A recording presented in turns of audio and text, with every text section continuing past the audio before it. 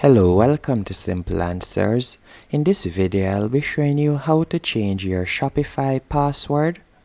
The first thing you will need to do once logged in to Shopify, you're going to tap on your username in the top right hand corner.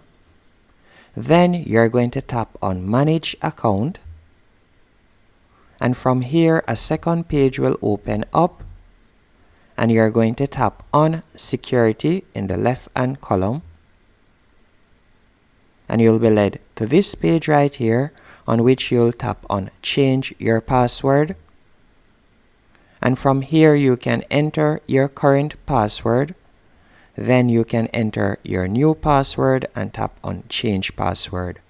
Also, if you have forgotten your current password, you can simply tap on Forgot Password and follow the instructions from there on how to change your password. Hope you found this video helpful and informative.